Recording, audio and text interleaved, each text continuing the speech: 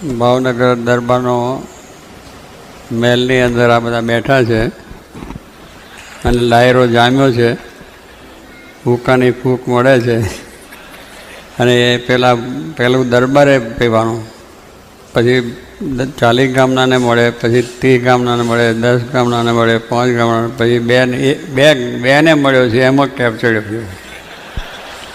કેટલાની ફૂંકના મોડું ચાલતું એના મોડામાં આવ્યું. પણ કોનું કે અજયસિંહ બાપુની ફૂંક એમાં લીધેલી એ મને મળી, એટલો કેપ ચડી રહ્યો. માય નહીં, કૂદાકૂદ કરે, કેટલી કૂદાકૂદ પણ ઝાલ્યો ન રહે પેલો કરે એટલે એવો કેપ ચડી જાય. એટલે કે મોટા માણસને ત્યાં ગયા ને આપણું નામ બોલાનું, એમાં કેપ ચડી જાય. આ દુનિયાનો કેપ છે, એમાં મોટો જગતની છે, કંઈ બીજું છે લાભ, પણ માણસને એવું કેપ આવે છે. એટલે સ્વામીનું કહેવું છે, દ્રષ્ટાંત આપીને જોગી બાબા કે આપણને પણ આવું ભગવાન શ્રીજી મહારાજ સાક્ષાત એમનો આશરો થયો.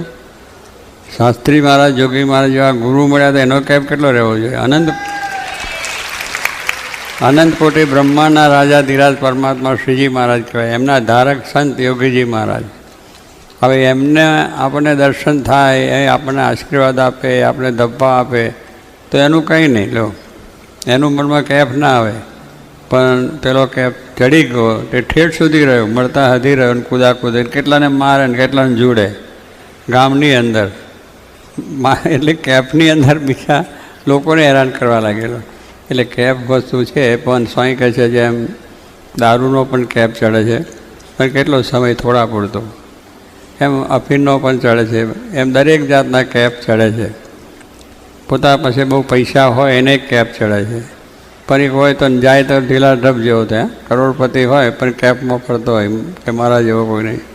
એમ દુનિયામાં અનેક પ્રકારના માણસને અભિમાન કેપની અંદર વર્તે છે. તો કહેવાનું છે કે લૌકિક વસ્તુથી, દુનિયાની વસ્તુથી જો આપણને આટલો કેપ ચડતો હોય તો પછી ભગવાન તો એનાથી પરની વસ્તુ છે. હવે એ આપણને સાક્ષાત મળ્યા જોગી મહારાજ જેવા પુરુષ, અને એમના આપણે દર્શન થયા, સમાગમ થયો, આપણે ધબ્બા મારે, કેટલું બધું આપણને આનંદ હોવો જોઈએ. 24 કલાક રહેવો જોઈએ, જિંદગીભર એ થઈ જાય. અને એ પ્રમાણે આપણે આનંદ રહેવો જોઈએ. એમ કહેવાનું શું છે કે ક્ષણિક માટે નથી, આ મોટા પુરુષનો કાયમ માટે છે. એટલા માટે એમની આજ્ઞા, એમની રુચિ, એમની મરજી એ પ્રમાણે આપણે જો કરીએ તો એ કેપ આપણો ચડે ને કે ઉતરી ગયું. ઘડીક વાર થાપો મારે બાપ થઈ ગયા, પણ પાછા ઘરે ગયા તો ભૂલી ગયા અને બીજું કરતાં એમ કરી. સત્સંગી થયા, પણ સત્સંગી થયા પછી પાછું દારૂની પાર્ટીમાં જતા હોય, બીડી, સિગરેટ, તમાકુ, બીજું ઘણી જાતનો વ્યસન દૂષણની અંદર, અને પાઠ પૂજા ના થાય ને. એટલે એવી રીતે નહીં, એ કેપ ચડ્યો એટલે તો પછી બરાબર નિયમ, ધર્મો, આજ્ઞા, ઉપાસનામાં દ્રઢ રહેવું જોઈએ, તો એ કેપ ચડ્યો કહેવાય. અને એ કેપની વસ્તુ છે. એટલે એવા પુરુષ મળ્યા તો એમની જે આજ્ઞા છે, એમને રુચિ છે એ પ્રમાણે આપણે જીવન કરવું જોઈએ. આ બધા આપણે આવીએ, મંદિરમાં આવીએ, સેવા કરીએ છીએ, ભજન કરીએ છીએ, બધું જ કરીએ છીએ, અને બરાબર, એમાં કંઈ ખોટું નથી, સારું છે. પણ પછી એમાં ફેર ન પડવો જોઈએ. એક વખત એક વસ્તુનું નક્કી થઈ ગયું કે આ વસ્તુ એમને ગમતું જ નથી, તે છે એમને ન ગમે એવું જે વસ્તુ એને આપણે ન જોઈએ. તો કહેવાય એમને ગમે છે એ વસ્તુ કરવાની. એમને ગમે છે ભજન છે, કથા છે, વાર્તા છે, એમને જે સેવાઓ કરી છે, એમને પેલા નિર્માણીપણે રહ્યા છે, કેટલું દુઃખ પડ્યું, સુખ પડ્યું, તો પણ ભગવાન શ્રીજી મહારાજની વિશેની ભક્તિ અને જો શાસ્ત્રી મહારાજ વિશેનો ગુરુભાવ, એમાં ફેર પડ્યો નહીં. આપણે પણ એવું થવું જોઈએ કે આપણે પણ આ બધું કરીએ છીએ તો આપણો સત્સંગ, નિયમ, ધર્મ, આજ્ઞા, ઉપાસના એ આપણી દ્રઢ રહેવી જોઈએ. અને સત્સંગનો કોઈ દિવસ અભાવ આવે નહીં, એમાંથી અરુચિ પણ ના થાય, મન પણ પાછું ના પડે કે કેવું કે આપણે જોગી મહારાજે આપણા આશીર્વાદ આપ્યા છે, જોગી મહારાજે મને રાજીપો બતાવ્યો છે. એ કેપમાં આપણે જિંદગીમાં રહેવું જોઈએ.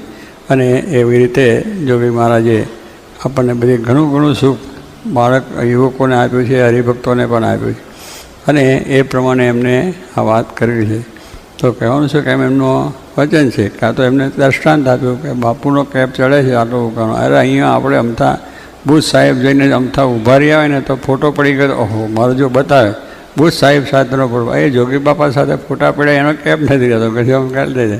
એટલે આવી બધી વસ્તુનો બહુ કેપ ચડી જાય. પણ આપણો સત્સંગ થયો છે, આપણા જીવનની અંદર આ વસ્તુ મળી છે. એવી અમૂલ્ય વસ્તુ છે કે જે મળે નહીં એ આપણને મળી છે. અને આપણા મોટા ભાગ છે કે જે આપણને આવી વસ્તુ મળી, કે ભગવાન આપણો અવતાર છે ને ભગવાન શ્રીજી મહારાજનો પ્રગટ થયા, એમાં આપણો મનુષ્ય અવતાર આવ્યો અને જોગી મહારાજ જેવા ગુરુ મળી ગયા, તો આપણે કેટલા મોટા ભાગ્ય. અને એ ભાગ્ય આપણે સમજીને આ ભક્તિ છે, સેવા છે, કથા વાર્તા કરવી. જોગી મહારાજ કહેતા કે બીજાને ભાગ્યશાળી માનો એ જ મોટી ભૂલ છે. આપણે બીજાનું જો અને બધા ભાગ્ય ઉગડી ગયા, બોલો પૈસાદાર થઈ ગયો, બીજો વળી આ મોટું કંઈ સારું મળી ગયું, એને કંઈ આમ બધું મળી ગયું, એટલે કેટલાકને કંઈક થાય તો આપણે જાણે કે એનો ભાગ ઉગડી ગયા. પણ ભાગ આ દુનિયામાં ઉગડ્યો, એનું આ દુનિયામાં બીજું કંઈ છે નહીં, અને એને એ મળ્યું એ નહીં. બ્રહ્માંડ સ્વામી કહ્યું કે ધન્ય આજની ઘડી, ધન્ય આજની ઘડી મેં નિરખ્યા સહજાનંદ, ધન્ય આજની ઘડી. કે ભગવાન શ્રીજી મહારાજના દર્શન જ્યારે બ્રહ્માંડને થયા, ત્યાં ગઢપુરની અંદર લાલુ બારોટ તરીકે દર્શન થતાની સાથે જે શાંતિ થઈ, છેડો પડી ગયો અને પ્રકાશ થઈ ગયો. પછી એમને કીધું નાખ્યું કે ધન્ય આજની ઘડી, કે હું અત્યારે રાજા મહારાજા બધાની પાસે ફર્યો, આવા શિરપાવ લીધા, અને એમના બધા ઘણી જાતના મને બધું મળ્યું, પ્રાપ્ત થયું. અને ગાયકવાડ સરકાર તો 25 ગામ ગાયકવાડ સરકાર, અને રહેવાનો મેનો, કેટલા માણસો સેવામાં, બધી સાહેબી આપીને પોતે રાજકવિ તરીકે ત્યાં એમને રાખવાના હતા. તો એને કહી દીધું કે હવે મારાથી નહીં થાય, મને મળ્યા છે કોણ? સહજાનંદ સ્વામી. રાજાઓના રાજાઓ, અનંત બ્રહ્માંડના રાજાઓના રાજા છે એવા ભગવાન મને મળ્યા છે.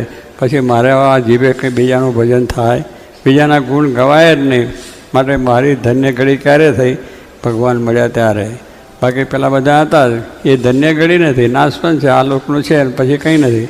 આ તો આપણને એ મળ્યા છે તો આપણું આ લોકનું સુધારી દે, પણ લોકનું સુધારે, બે લોક સુધરી જાય.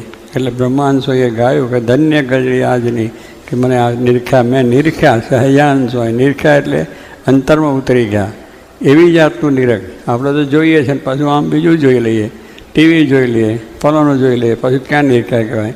એ જોયા પછી બીજું જોવાનું જ ના હોય. જોગીને જોયા પછી બીજું જોવાનું હોય નહીં. You understand?